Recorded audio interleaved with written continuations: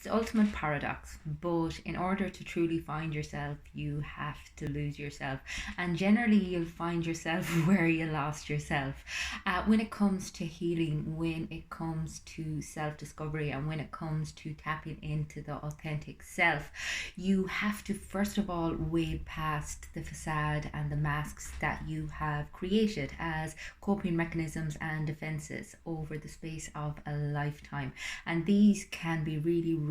They can feel like you're trying to release your grip on the ultimate safety blanket because they're what you've used to survive your entire life. They feel like your normality. They feel like your actual identity as opposed to being very much a false self.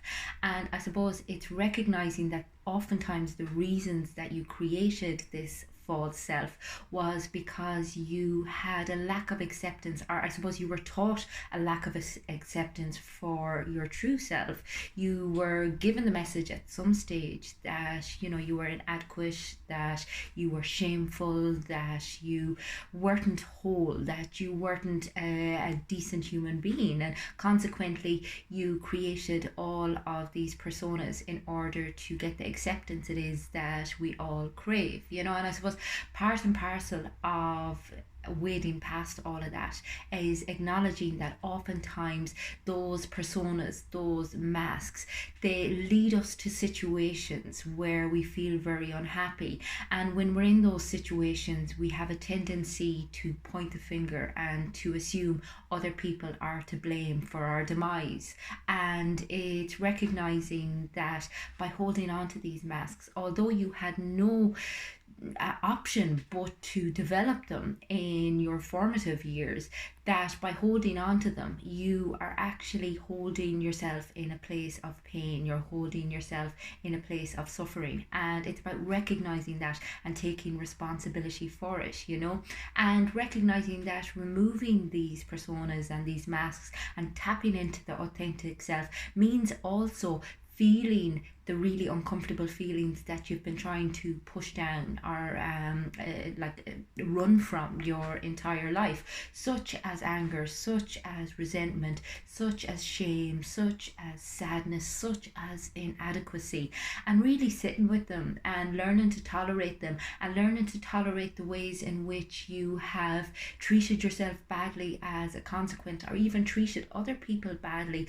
because of your suffering or because you were finding what you were experiencing intolerable. And part of this is just about finding acceptance for your true self, and that's the good, the bad, the indifferent. And likewise then finding relationships where that acceptance is mirrored, where people see your authenticity and they accept you for who you actually are. And it's in these relationships, so much of our struggle is created in relationships. So consequently, a lot of our healing needs to be done in relationship circumstances. However, they need to be done in the right relationships. And these are non-judgmental, non-shameful relationships where we feel safe to be vulnerable, where we feel safe to let our guard down and be completely who we are, and kind of not feel that we're putting ourselves at risk when we show our darker side,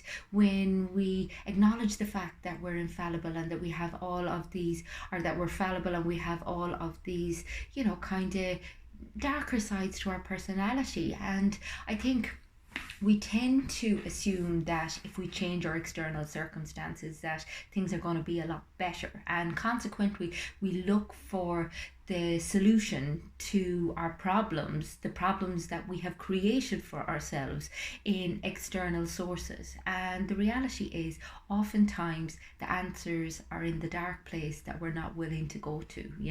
It's in our pain, it's in the life that we're trying to avoid living, that the growth occurs and that the development occurs and that the love actually comes about. The love for the self, the love for life, the love for other people. So it's about recognizing that there's a lot of loss, there's a lot of grieving, and there can be a lot of pain in the process of healing and self discovery, but that it is worth it in order to be able to be who you actually are, to be the person that you were always meant to be, and to live the life that you were always meant to live. If you want to do a bit of work with me on finding your authenticity, on healing through any of your past pains, or on just developing your true potential as a person and as a spiritual being, get in touch with me on the website. It's fundamentals.ie.